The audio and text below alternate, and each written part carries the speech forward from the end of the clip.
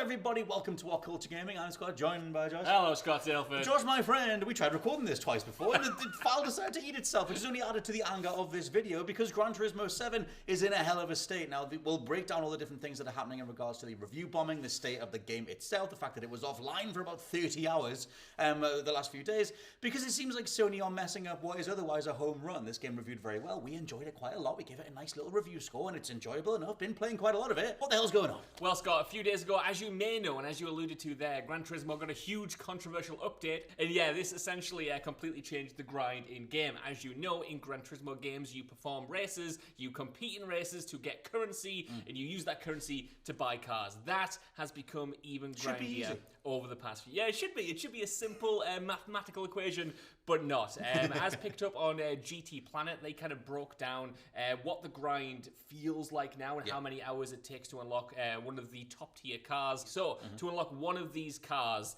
the site points out that it'll take 18 hours to get one car, which roughly translates to around 333 races. Now, to put this in context, pre-patch, it would have taken you around 10 hours to get one of these cars, and Gran Turismo Sport in that game, the previous installment, it would have taken around 10 hours as well to get a comparative car on that. So they've added essentially 8 hours to the grind, which cumulatively accounts for hundreds and hundreds more, well, 100 more races essentially. I think as well, the fact that they've ramped up, there's a whole bunch of stuff that is pushing people towards review bombing the game, because the, like Josh said, the amounts of the requirements here to get access to the top tier cars are insane, but also the actual payouts for the races themselves have been lowered to push you towards this this solution, let's say, to actually get your hands on some of the best cars in the game. Also, you know, the studio was out there talking about, like, trying to respond to all this stuff, just saying like, well, all these cars cost a lot in real life, and we want our experience to mirror real world pricing models, which is why we've ramped all this stuff up. Now we'll get to how none of that was part of the marketing, or none of that was part of the review schedule, or the fact the way that we covered the game or anything like that. But also, people aren't trying to buy a real life McLaren. People are trying to own the digital one. That's the whole point of buying the game. 100%, man. We don't work 40 hours a week to go home and put that money away to hopefully buy a supercar one day. I want to live digital one. I want to live that fantasy in my video games. I don't want the crushing reality of financial limitations. There's like Forza Horizon 5 throughout. Opens with like 4 or 5 supercars. It opens with them, and in this one you start with like a Volvo for like 2 hours before you finally be able to get something that can actually take a corner at speed. Let alone getting a McLaren. Well, this is the issue. You know, the issue here isn't necessarily just the grind. It's not just the 18 hours in and of itself. It's the fact that this has happened a few weeks after launch. It's the fact that this is a retroactive change that has made the game grindier, and it makes reviews like the one we did on this very couch outdated, and it makes me personally saying things like, "Oh, the grind's fine at the moment." It makes me look a bit like a mug. You know what I mean? It does a little bit. Cuphead and Mugman. Yeah, 100%. Like, if you go back to that video, for instance, like I'm sat on this couch and I'm saying, "Oh, you know, for my money, you know, I think the grind's going to be fine. You know, I've got so much currency, I don't know what to do with it." Well, because the payouts were good. Because the payouts were good then. Yeah. But like I said, it makes those reviews, it makes those comments in reviews now invalidated, and that's what's the huge issue is. It's the fact that people have got in, bought in on the idea of one thing, and that's been changed now that they're part of this system. Yeah, and like I'll just say this completely personally, I'm not speaking on behalf of anyone other than myself, but I think this is the scummiest thing that you can do. This reminded me of when Konami did it with Metal Gear Solid 5, and the idea of changing certain values, certain amounts, certain ways that microtransactions work after the review period. Once you've banked those scores, you get to bank all that positive press, you get to take all those positive quotes, you get to share your game out and get all those day one sales, and then you have a nice sizable audience to go in there and tweak all the different amounts and get more money out of them. Mine the love for the game and extract the money. And that thing annoys the living hell out of me. Like I said, Konami did it with Metal Gear Solid 5. It is, for me, one of the, if not the scummiest practice you could possibly do in the gaming space. And I mean, we've called this out so many times before, like you said, with Konami, with Activision especially, doing this for the Crash Team Racing remaster. You know, or in Call of Duty, for instance, you know, they've had a history of this. And to see Sony kind of following in the footsteps of Konami, of Activision, like those aren't the shoes I would want Sony to be wearing, is what I'm saying. Also, you know, they tried this before. They tried to do this with Destruction All-Stars, where it was that game was going to be a premium product, and then it was going to be a free-to-play thing, which came out on PlayStation Plus, and then they started charging individual amounts for individual story chapters after giving you the first one to sort of set you on your way. That was rightfully called out. You can go check out the video that we did on that too, because this practice doesn't belong in a premium product. It just does not. Yeah, 100%. And this is obviously compounded by the fact that when you do boot up Gran Turismo, like one of the first things you see is the currency kind of itself and a little comment saying that you can buy more on the marketplace. Yes. You know, and you've got that combined with the weird roulette system. There's a roulette system in Gran Turismo 7, if you didn't know, where you unlock roulette tickets to spin the wheel. Very 2K style. Very 2K style to get rewards like maybe a new car, but more often than not, it's like a pittance. It's never any.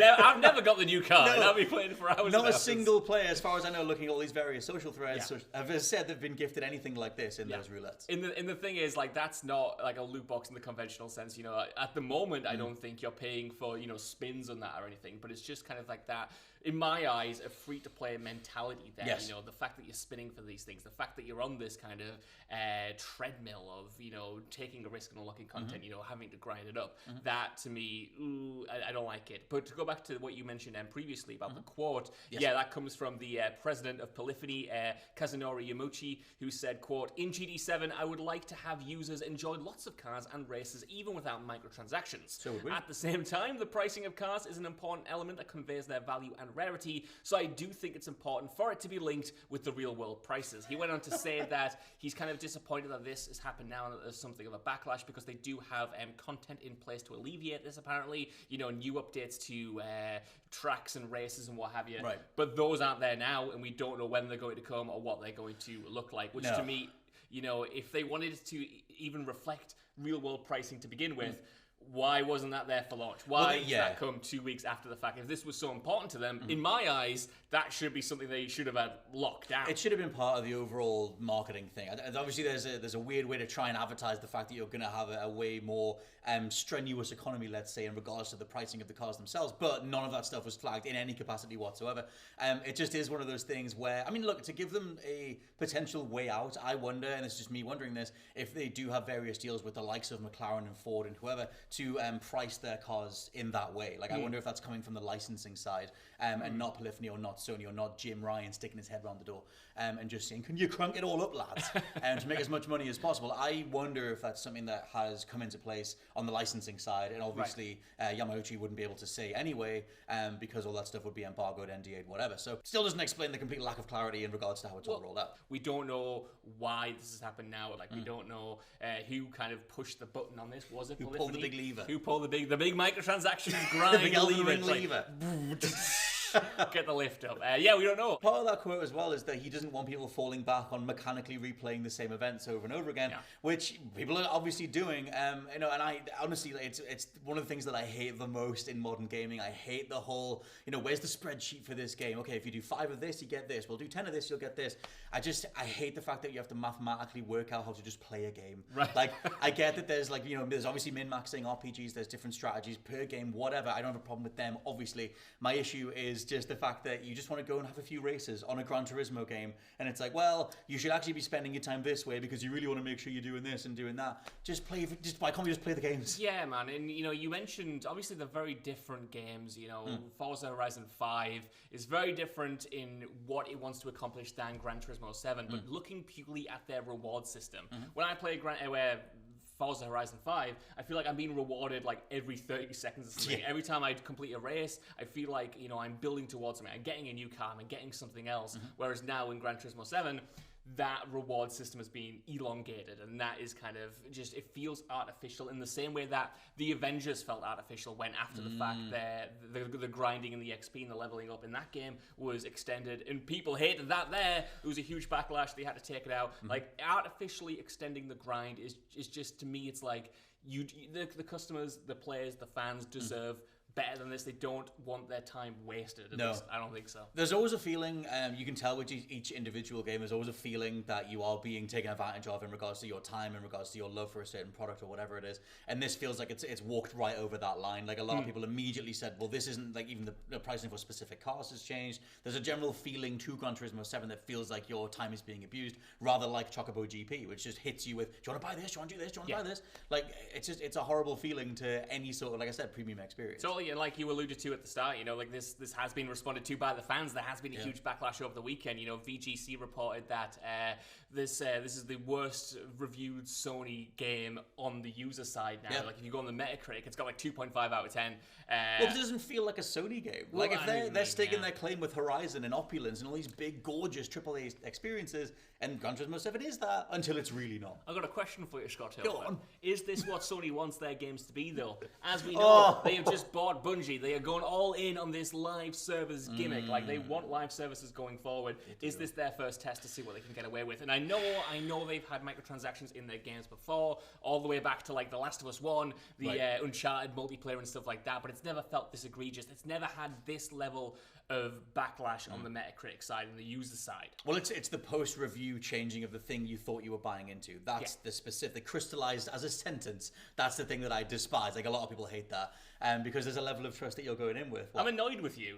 You just ruined like 10 minutes of video because you just done it in one sentence. Like, hey, if they're sticking around this long, then they're the anomaly on the YouTube algorithm anyway. So thank you very much for sticking with us. But I think that's the thing. It's that idea of the way that you market your games. And again, microtransactions, we've reported on them so much. Yeah. It's not that they're inherently bad. They can be a way to sustain a team. But I think that is massively juxtaposed against the fact that in this case, you're charging 70 English pounds to get through the door in the first place. There is also the tweet from 2013, which a lot of people have dredged up, Sony, the official account, the PlayStation account, said a PS4 game will never need to be always online to be able to play. Well, you've messed that up as well, haven't you? I can't swear on YouTube. You can't swear. You're not allowed to swear. Don't swear. You've it. We'll get that's better.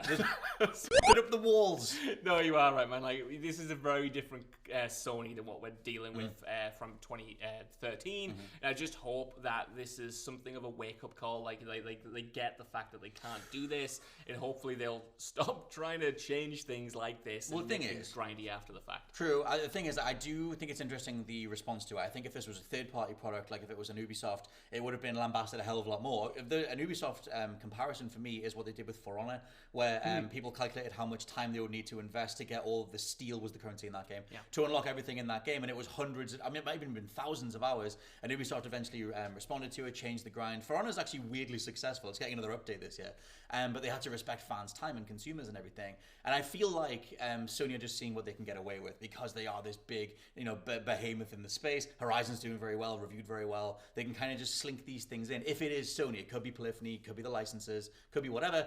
Point is, it's us that has to bear the brunt of it. It's us that has to look at a pricing model that encourages you to pay your way through a game. Yeah. Rather than just play the nice shiny car game on your new PlayStation 5. It's the pros and cons, I suppose, of games being like living, breathing things now, like constantly get updated. Like and the yet game they're that you so played. dead.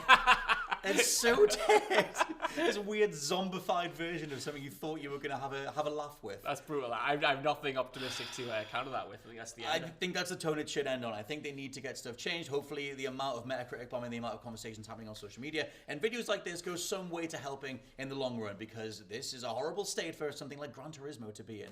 Let us know what you think down in the comments below if you bought into Gran Turismo 7, or if you're going to hold off and wait until things blow over. For now, I've been Scott from WhatCulture.com. I've been Josh from WhatCulture.com. Please fix the game, and we'll catch you next time. Bye-bye. Bye.